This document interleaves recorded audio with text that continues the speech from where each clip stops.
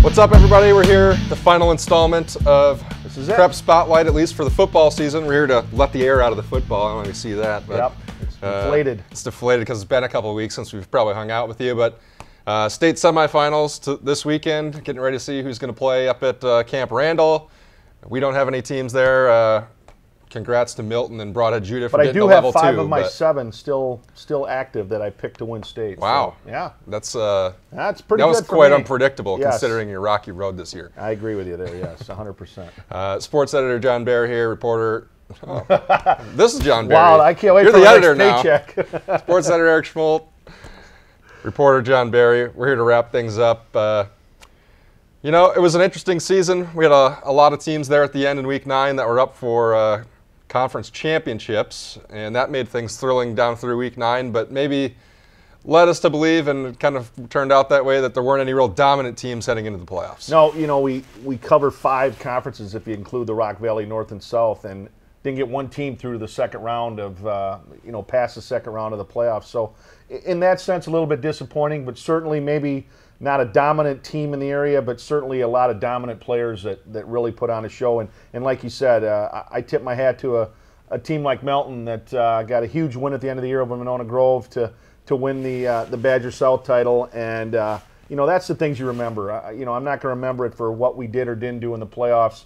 I'll remember it for teams like Melton and Broadhead and Bigfoot and those that, came away with a conference championship. Evansville, Albany also. Evansville, Albany, yep. I was over at Milton the other day, and they were getting ready to put the patches on their leather jacket. I mean, that's big stuff. You might not wear that letter jacket much longer past high school, but when it's sitting there in the closet and it's got that little conference champs patch on it, you're going to say, remember that season. At your 10-year reunion, when you walk into that gym, what are you going to see? You're going to see the 2014 Badger South Conference title, plaque, banner, whatever it might be, hanging there. So it's pretty cool stuff.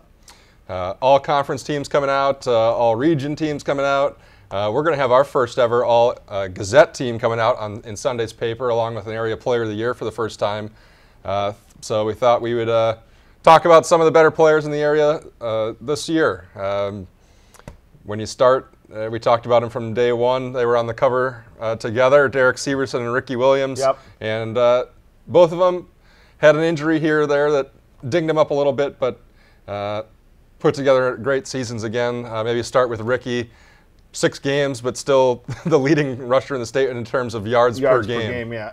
I think more than anything with Ricky, it's what if. What if he plays a whole 9-game schedule, and what happens with the Tide, because let's face it, when he was on the field, Edgerton proved they could play with anybody.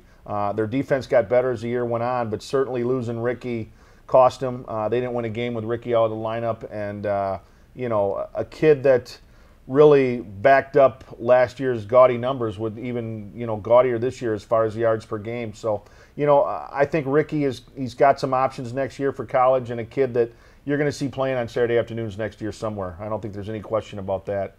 Yep. Wish we could have seen him for 9 or 10 or 11 games. Exactly, yep. But we'll never know. Derek Severson missed a game and a half or so at the end of the year, came back for the playoffs, wasn't quite the same, but pretty much tore apart the Clinton record books. He was the perfect guy when it came to installing Jeff Spivak's hurry up, let's get rolling offense. He started it 3 years ago, and he's the one that really kind of put it on the map. Of all the games I covered this year, by far the most dominating performance, single game, one-man performance, was Derek Severson against Broadhead Judah.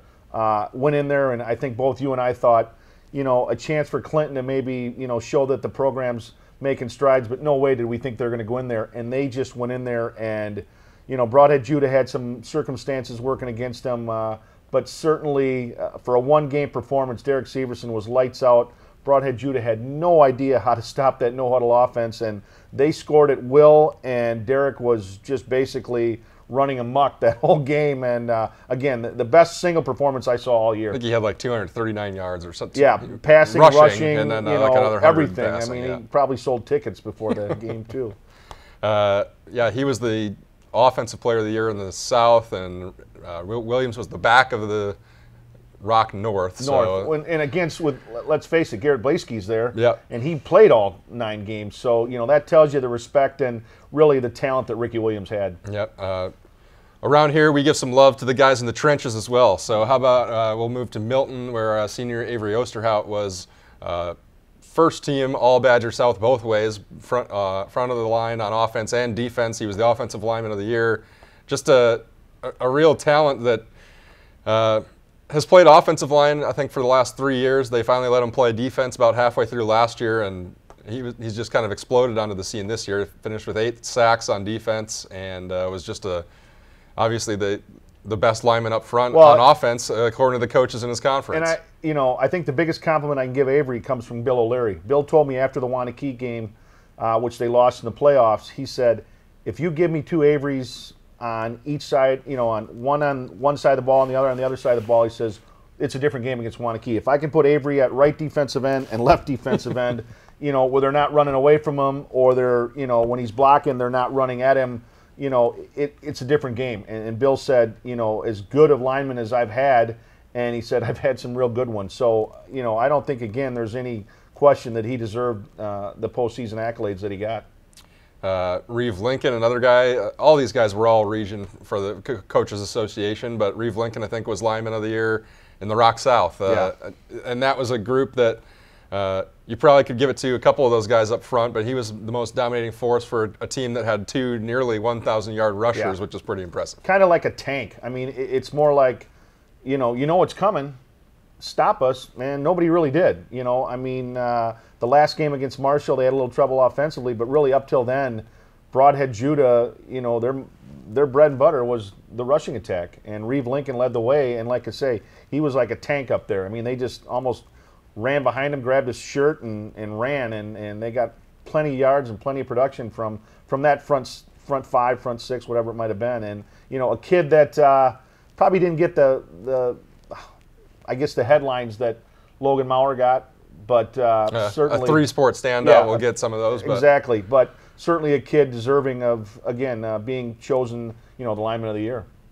Another guy that played both ways, and he was first team all conference offensive line and defensive line, and we had quite a few of those around here. Yeah, pretty impressive. Exactly. Around our neck of the woods, Craig had a pretty great season, a good run going until Shane Ellis goes down late in the year. Tough break for them. Yep. We'll always kind of wonder, and they might too, what might have happened if he could have stayed upright if he's kept his shoulder intact for the whole year. But really put together some great performances. Probably their best player all around, Harry Henschler, a linebacker that they kind of let free to roam around. Sometimes he's blitzing, picked up, I think, 9 sacks on the year. A guy that you didn't want to run into if you had a ball in your hand. A very high motor and really a lot of energy. And for Ben McCormick, the head coach, who played collegiately at Wisconsin and knows what it takes to make that transition from the high school level to the college level, Ben told me, he said, Harry Henschler can play at the next level. And which is impressive considering his hockey status, as good as he is at hockey. Ben said, if he dedicated himself to football and played at the next level, he could be an outstanding college player, because he said he does. His motor is nonstop. He's very instinctive and really flies to the ball. And I think the one thing that really stood out about Harry was after they lost up at Middleton, Shane Ellis was out. They didn't play very well. Harry addressed the team after the game, even before Ben McCormick did, and basically read them the riot act and said, hey, guys, look, we still got football left to play. We got a playoff game next week. I didn't work my butt off this much and this hard for us to just pack it in. And it really resonated, I think, through the team, and it resonated through me, because I felt like that's the kind of leader that you want, whether it's in the business world or the sports world, whatever it might be. And there's a kid that gets it. And those qualities, I think, really did a nice job of, relaying that on the football field as well. So I guess that leads us to the Academy Award, the Tony, the Emmy. I didn't bring the envelope. No, well, I'm going to let you unveil. And it really wasn't a tough choice. It was a tough choice in the sense that all 5 of those guys were good options. There were some great candidates, and certainly Ricky Williams deserves special mention. But I'm going to let you tell the audience who we felt like was the most impactful and deserving of our first annual Player of the Year award. Yeah, well, we'll send out congratulations to Avery Osterhout, the standout 2-way player from Milton up front. You can read about him in today's paper and online. He had quite the story. Family kind of broke apart and were moving in and out of Milton a little bit, and he said, I'm always going to be a Red Hawk, and he did him proud. He's going to have that conference champ. Yeah, I have no qualms with that pick. An excellent choice, and hats off to everybody that made the our first annual first team, and but really Avery, well deserved, young man. It was a great season, and we'll hopefully do it again next year. So we'll see you back here for Hoops after the Thanksgiving holiday. Thanks for watching. Take care, everybody.